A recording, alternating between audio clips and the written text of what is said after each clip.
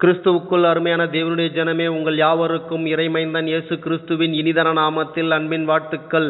இன்றைக்கு நாம் பார்க்க போகின்ற தலைப்பு பரிசுத்த வேதாகமம் மற்றும் தொல்லியல் சான்றுகளை பகுதியிலே நாம் காணலாம். முதலாவது நாம் தொல்லியலை பார்ப்போம்.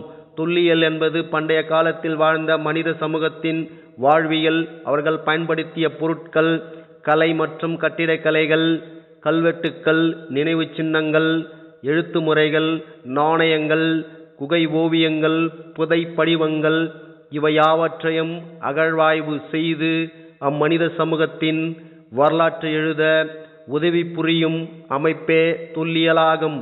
தொல்லியல் இவ்வாறாக இருப்பின், பரிசுத்த வேதாகமம் சுமார் 25,000 முறை ஆராய்ச்சி செய்து அவற்றில் குறிப்பிடப்பட்டுள்ள சம்பவங்கள், தகவல்கள் யாவும் அகழ்வாராய்ச்சிக்கு முரணான கருத்துக்களை அளிக்கவில்லை என்று புகழ்பெற்ற தொல்லியல் ஆராய்ச்சியாளர் நெல்சன் டூயட் குறிப்பிடுகின்றார்.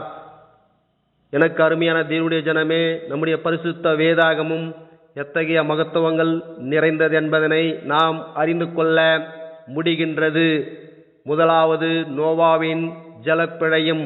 ஆதியாகமம் 7ஆம் அதிகாரம் 10ஆம் வசனம் இவ்வாறாக அறிக்கை அளிக்கின்றன. 7 நாட்கள் சென்ற பின்பு இவ்வுலகிலே ஜலப்பிழையும் உண்டானது என்று பரிசுத்த வேதாகமும் சான்றளிக்கின்றன. இக்கருத்துக்களுக்கு ஆராய்ச்சியாளர்கள் முரணான கருத்துக்களை அளித்து வந்தனர். ஆனால் 1783ஆம் ஆண்டு பிரிட்டிஷ் மியூசியத்தை சேர்ந்த தொல்லியல் ஆராய்ச்சியாளர் ஸ்மித் நினிவே பட்டணத்தை ஆராய்ச்சி மேற்கொண்டார்.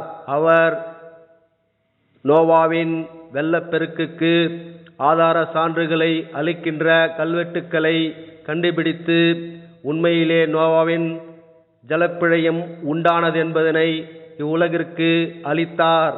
அக்கல்வெட்டுக்கள் எபிக் ஆஃப் கில்கமெஷ் என்று அழைக்கப்படுகின்றது.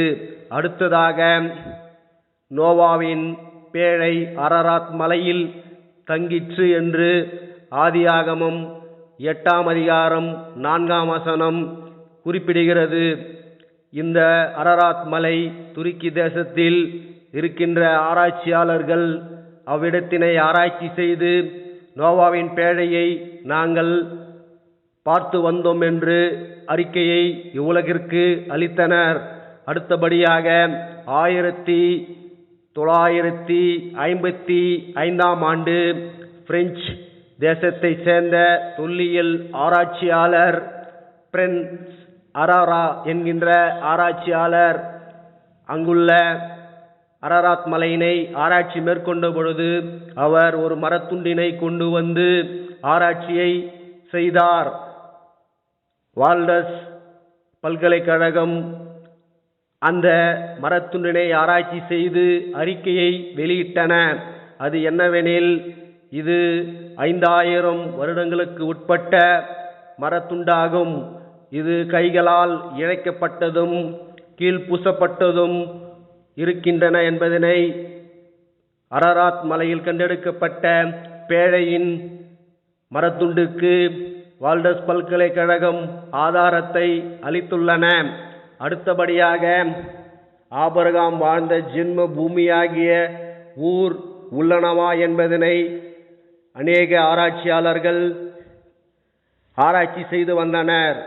தற்போது இருக்கின்ற ஈராக் தேசத்தில் இருக்கின்ற டெல் எல் கயா என்கின்ற மண்மேடிலே ஆராய்ச்சி மேற்கொண்ட பொழுது அங்கு ஊர் நம் என்கின்ற அரசனின் கல்வெட்டை கண்டுபிடித்து உண்மையிலே ஆபிரகாம் வாழ்ந்த ஜென்ம பூமி ஆகிய ஊர் உள்ளன என்று ஜெய் டெய்லர் அறிக்கையை இவ்வுலகிற்கு அளித்தார். அவர் அளிப்பதற்கு முன்னதாகவே நம்முடைய பரிசுத்த வேதாகமும் ஆதியாகமும் 11ஆம் அதிகாரம் 31ஆம் வசனம், ஆபிரகாம் கல்தேயர் தேசத்திலிருந்து ஊர் என்ற பட்டணத்தை விட்டு கானானுக்கு சென்றான் என்று பரிசுத்த வேதாகமும் சான்றளிக்கின்றன. எனக்கு அருமையான தேவனுடைய ஜனமே, நம்முடைய பரிசுத்த வேதாகமும் தொல்லியல் சான்றுகளுக்கு அநேக சான்றுகளை இவ்வுலகிற்கு அளித்துள்ளன. இத்தகைய மகத்துவங்கள் நிறைந்த நம்முடைய பரிசுத்த வேதாகமத்தை நாம் அனுதினமும் வாசிப்போமானால் தேவனாகிய கர்த்தர் நமக்கு எண்ணற்ற மறைபொருட்களை அவர் அளிக்க நல்லவரும் வல்லவருமாய் இருக்கிறார். கர்த்தர் உங்களை ஆசீர்வதிப்பார். ஆமேன்.